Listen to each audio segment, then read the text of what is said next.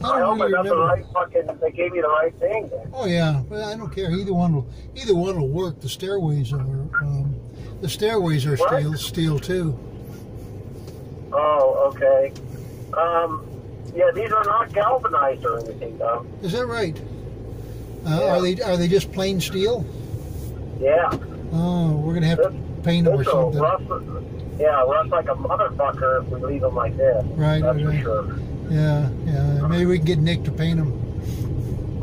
Well, yeah, that's sure. Yeah. We usually ask Nick to stop painting stuff. You know, not to paint stuff. So he'll be in hog heaven painting. I just wanted to go over with you briefly with Chris Vigil and the grounding. You there? No, I hear you.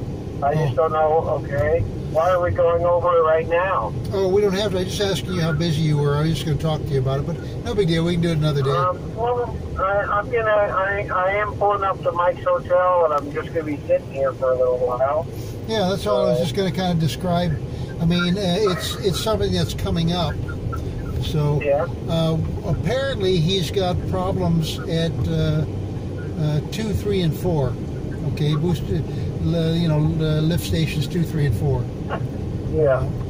And he's basically got problems internally with the controls and the control system.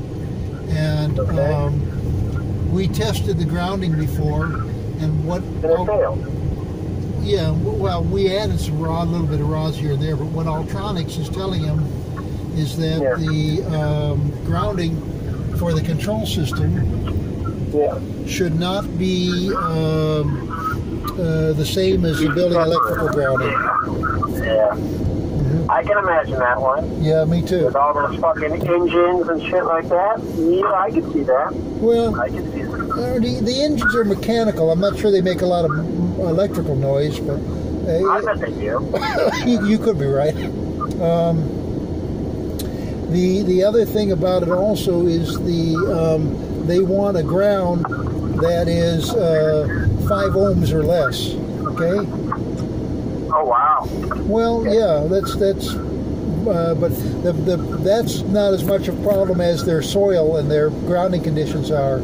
So what we talked about is we need to kind of make an assessment of what it will take to achieve a 5 ohm ground. Basically, what we would be doing is we'd be taking the engines, and apparently the engines have like a grounding stud on them and everything else, and we'll be isolating the engine, the control portion, from the general, electrical ground, and then we'll be just taking like a number 6 wire and looping between engines, and then taking the number 6 out to whatever ground electrode we establish. So the question is, what kind of ground electrode to establish? So what we decided, what he wants to do is pick one of the stations, and I think he said number 3 or something like that, and we'll use our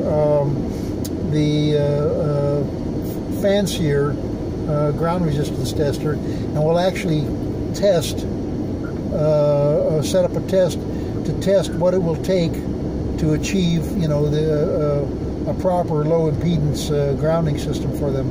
It might take 1 rod, it might take 2 rods, it might take 3 rods, this or that. So, and then he says if we do it on that one, then we'll do it at all the stations the same way. Gotcha. Okay. So I was just Okay. Oh, no, go ahead. I was just saying I was just reviewing, in fact, downloading and reviewing the technical manual from Megger on this instrument on how to do that sort of a test, because we're not going to have a ground rod that we're testing. Okay. So I thought we would be testing a ground rod after we do the grounding to the units, and if we didn't meet 10 ohms or less, or 5 ohms or less, then we start driving another ground rod 10 feet away. Yeah, that's one way of approaching it. The other way is actually to test it first, to try and determine what it will take, and then you test the ground first, and then